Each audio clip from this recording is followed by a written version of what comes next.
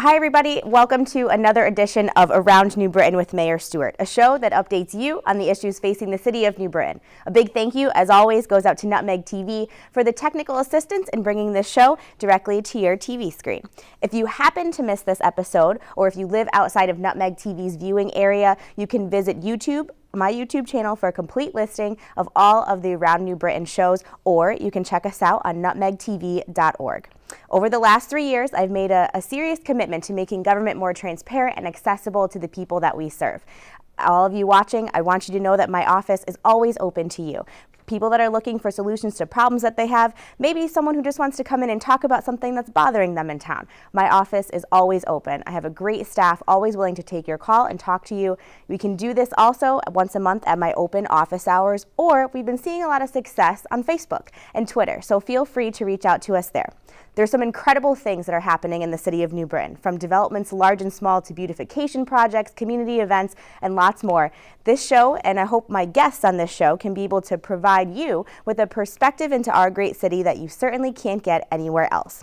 So I'll start with a segment that we call What's Happening in City Hall, where I update you on what's going on in the building throughout the month of July. Not too much. We kind of take a little bit of a break for the summer in terms of council meetings. We only have one meeting during July, and that's on July 13th. So Wednesday, July 13th is the only council meeting this month. Public participation starts at 7 o'clock. The meeting will start promptly at 7:30, unless, of course, public participation goes over. If you want to see a complete and expanded list of all of the commission meetings that will be happening during the month of July, you can stay tuned to the end of this broadcast, where we'll be rolling that on the screen for you. A new farmers market is starting up in Central Park on Wednesday, July 13th. It will run from 11 a.m. to 2 p.m. every Wednesday through the end of October. We have several area farmers that are coming, along with local crafters, a bakery, and much, much more. So come check us out on Wednesdays. This is kind of a continuation of our Wellness Wednesdays that we were doing throughout June, which were an incredible success. Construction on the upper portion of Broad Street is continuing from Horace to Silver Streets, and the streetscapes improvements will hopefully be completed by the fall, but of course that's going to make for some traffic issues if you're traveling down Broad, so please be aware of those. Phase 3 of the Complete Streets Master Plan is moving along nicely now, with pavers being installed in front of City Hall and moving all the way up West Main Street, and work will be finished on that this fall as well. I'm extremely excited to announce on the show today that the National Civic League has designated New Britain as an All-America city. So last month we sent a delegation of 11 members from our community to travel from here all the way to Denver, Colorado, to tell New Britain's story and talk about all the positive changes that are happening here. The organization was absolutely impressed by the delegation and the story that they were able to tell, talking about all of the great things that we have here in New Britain and how we never back down from a challenge. We are one of the only a few Connecticut towns to receive this prestigious honor, but only 1 out of 10 in the entire country for this year, for 2016. So you'll be hearing me talk a lot about being designated an All-America city for the next year. We just had a banner hung on the front of City Hall. We'll certainly be having numerous events throughout the year to commemorate this honor, and it's something that all of us as a community together can most certainly be proud of. So on February 10th, the Common Council voted to establish a Charter Revision Commission to open up the city's charter, otherwise known as the city's governing documents, kind of like the Constitution for the city of New Britain. Our city's charter has not been reviewed in more than a decade, and it certainly deserves to be looked at from time to time. Over several months, a group of 7 individuals from our community researched several areas, and in June came up with a series of recommendations to present to the Common Council. Not an easy process, a very complicated process to say the least. So I want to welcome to the show today our prestigious Town Clerk Mark Bernacki, who's going to help shed a little light for us all watching today on what charter revision is and maybe what a charter is and how it affects the city. So Mark, thank you so much for being on the show today. And glad to be here today. Let's start with just a very basic question. What is a city charter? Yeah, as you mentioned, it's basically our local constitution. Back when the state was first founded, there was a great deal of Yankee pride and tradition in having home rule, or having each individual town dictate how it's going to run and how they were going to make decisions. So they decided back in the late 1600s, early 1700s, to allow towns to either obtain a charter or create a charter or use state statutes to run their form of government. And to date, we have 111 out of the 169 towns that have charters, New Britain being one of them. And what this does is it allows the town to establish the town to levy taxes, to be able to create ordinances, to set borrowing limits, debt, things like that. That's important nowadays for you. It identifies eminent domain, where the town is able to take property away from property owners to do other public projects. It allows the local people to determine whether they want a consolidated school district or a regional school district, which is another important thing. It also allows us to establish public works, our streets, our lights. If we have a police force, a fire force, or a volunteer of both of those. And it has a lot of regulatory powers to ensure that we have local rules that you and the Common Council can create to have the public abide by. So it's rich in the Yankee tradition of having a local charter to dictate how the people get involved with their own town. And a lot of towns have town meetings where the people actually get to vote. In New Britain, our charter says that we will elect people to be our representatives to vote for us. So we have a council made up of 15 people. We have a strong mayor form of government. Which a lot of towns don't have, but that's designated, set forth in the charter that establishes us that way. So like our neighboring towns, and maybe some of our neighboring towns are watching, let's use Berlin as an example. Berlin doesn't have a strong mayor form of government set forth in their town charter. Their mayor is the president of the council body, and they establish a town manager to run the day-to-day operations. That's correct. Every charter differs, right? Oh, absolutely, absolutely. 169 different ways of doing things. You got it. So when the council decided to charge or form the Charter Revision Commission, you have to form a commission to be able to review what's in the charter now and establish what they would like them to do. So I guess what was expected of the Charter Revision Commission? What was expected for them to look at? Okay. Well, a couple of things. The state also wanted to make sure that there was a supermajority of people or Common Council people that could form a charter revision. They just didn't want the whim of the day to dictate what happened or didn't happen in the community. It's true. It's dangerous. So you needed a supermajority of council people, in this case 2/3 of the Common Council, to approve moving forward with a Charter Revision Commission. Once that was established, then 7 people were selected, cross-section of the community, by a simple majority of party representation of the 2 major parties, the Democrat and Republican, to form the committee to then look at different things. And yourself and the Common Council gave them a little bit of direction as to what to look for, but once a charter is open, they can discuss and review anything in that charter. So in the council resolution that we put forward, we identified, I think, 6 or 7 areas that we wanted the Charter Revision Commission or committee to look at and address. However, what the town clerk is saying is that the committee could have gone much further with that if they had wanted to as well. They could touch, it wasn't, once the charter is open, it's free game. You can change anything that you'd like, not just what the council charges the commission to do. That's correct. That's correct. When was the last time the charter was reviewed? Back in 2000, there were actually 2 charter revision commissions that were formed. The first one is to really dramatically change the way the local government was run. Prior to that charter change, a lot more power and control rested with the commissions and the boards. And what they decided back in 2000 was to give the mayor more authority over the boards and commissions. So if there were things like a reorganization, it made it a lot easier for the mayor, through the concurrence of the Common Council, to reorganize based on today's needs. So what the structure that used to be before was that commissioners actually had ability to hire and fire department heads or within their commissions that they represented. That's correct. And then the second part of it was they reevaluated the makeup of the city council. At that time, you could elect people from the entire city, and the top 15 vote getters got in. What it did is it changed it to the hybrid that we're currently under now, where you have 5 aldermen citywide elected, and then 5 districts, of which 2 aldermen from each district can be elected. So that was the second Charter Revision Commission. The hybrid theory. Yes, back in 2002 that was. Yes. And it's unfortunate because we really should be looking at the city charter a lot more often than letting 15, 16 years go by until we look at it again. Times change, things change, the structure of government changes, and I think that's why everybody on the council felt passionately about, all right, well, if maybe we're not gonna make some drastic changes. However, there are some things that we do need to at least look at with the changing times since 2000. Absolutely, and I think what the Charter Revision Commission came up with were not really earth-shattering type of I would suggestions to the electorate. The first one was being whether the term of mayor should be extended from 2 years to 4 years, so that might be one of the questions that is going to be on the ballot. I believe the City Council will be voting on that at the next meeting on July 13th. At the July 13th meeting, yes. So that would be one of the questions. The second was to extend the term for the tax collector from 2 years to 4 year. Yep. And again, it's up to the public to decide whether it's a yes or a no on that. So the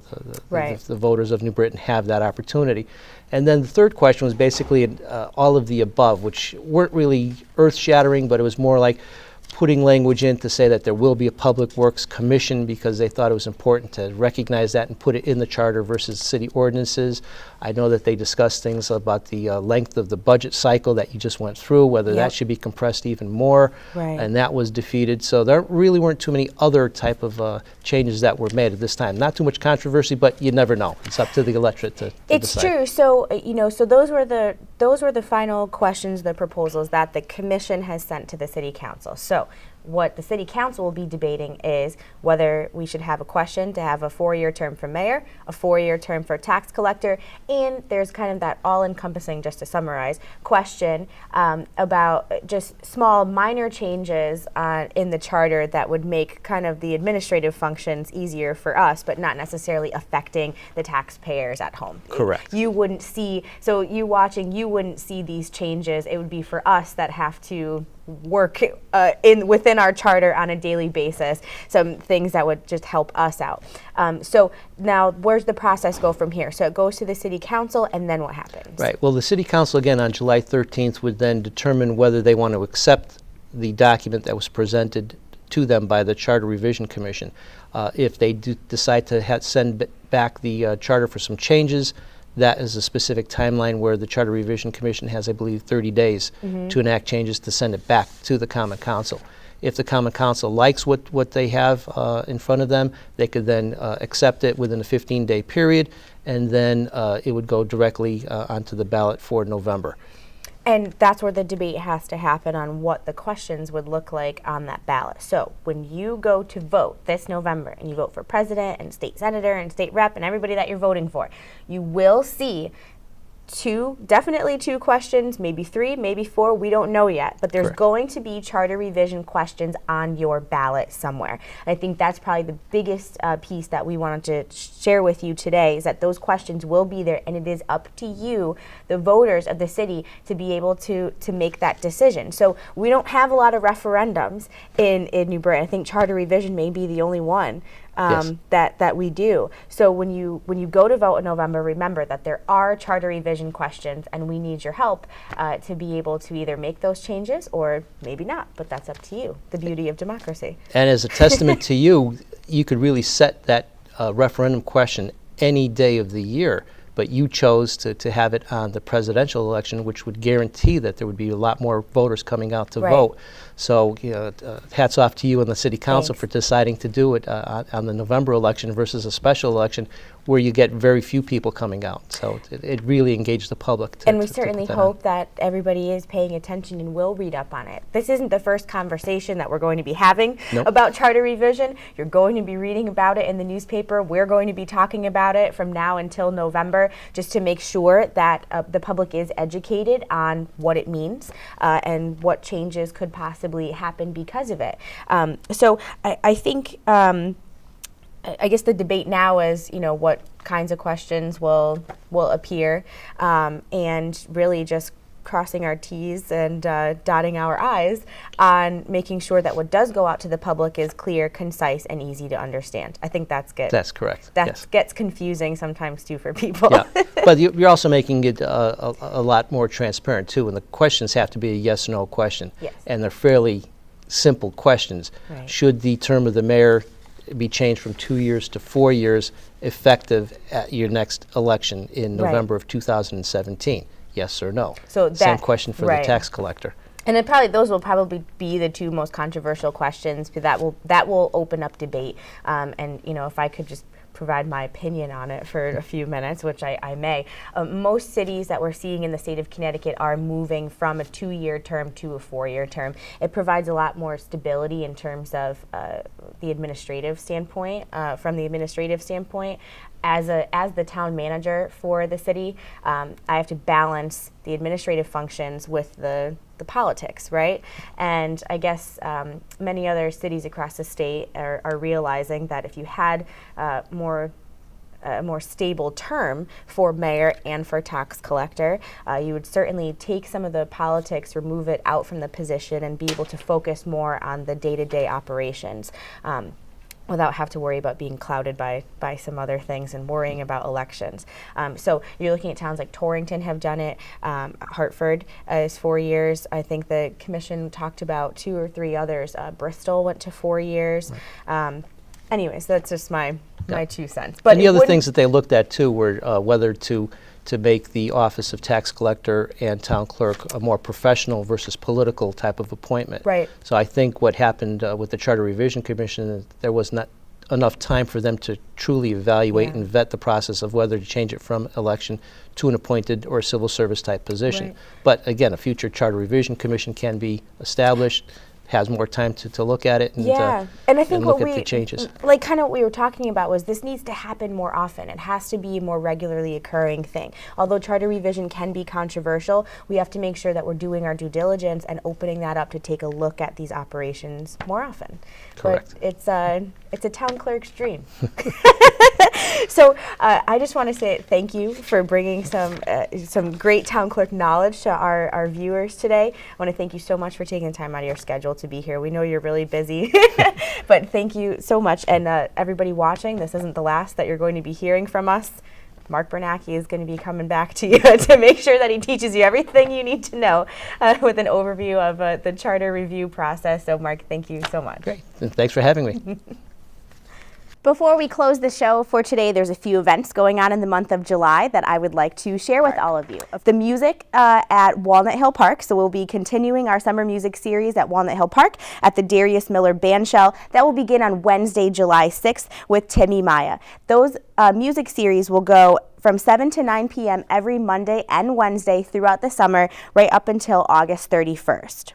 Bike Safety Day is Saturday, July 9th. This event is part of the Board of Education Summer Passport Program. There will be a bike obstacle course, free lunch, bike raffles, music, bike safety tips, a bike stunt show, which I got to participate in last year, and much more. The event takes place from 11 to 2 p.m. right in downtown New Britain, so that's Saturday, July 9th.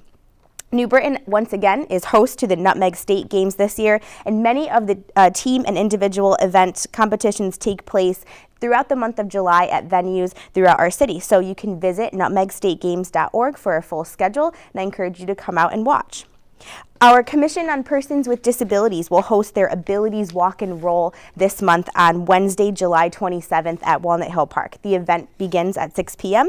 with a 1-mile walk or roll around the park, and it's followed by giveaways, refreshments, music, and much more. That also ties into the evening of one of our summer concert series at the park, so come a little bit earlier and hang out with us there. The Mayor's Back to School Pencil Hunt. Crazy that we're talking about back to school already, but that's going to be on Thursday, July 28th at 9:15 a.m. at Walnut Hill Park. Although historically we've only brought our students from Camp Tolderek, it is open to any student in the New Britain public school system. Petsapalooza takes place from 5 to 9 p.m. on Wednesday, July 20th, also at Walnut Hill. There's going to be a variety of services for our furry friends, including washing and grooming, dog licensing, a canine frisbee show, inflatables for kids, music, and much more. This is our second annual Petsapalooza event. It's only growing and getting bigger and better, so I'd like to encourage you all to come and bring your pet with you. On Thursday, July 28th, you're also invited to come out to Central Park to hear from Andrea Kulak, who is a local historian and volunteer at the New Britain Industrial Museum. She's going to be speaking about the history of downtown New Britain and the evolution of Central Park. The program starts at 7 p.m. in the park with a short walking tour of the area, and it's followed by a presentation, but be sure to bring a chair. I also like to encourage everybody not to forget to check out a New Britain Bees game. You can visit nbbees.com for a complete schedule of where you can visit them this summer. So unfortunately, that's about all the time we have for today. I want to thank you all for watching and direct you to the bottom of the screen for our website, office number, and other ways to get more information regarding this show or to just talk about the issues that affect you. I hope everyone is having a wonderful summer, and I hope to see you all back next month for another edition of Around New Britain with Mayor Stewart.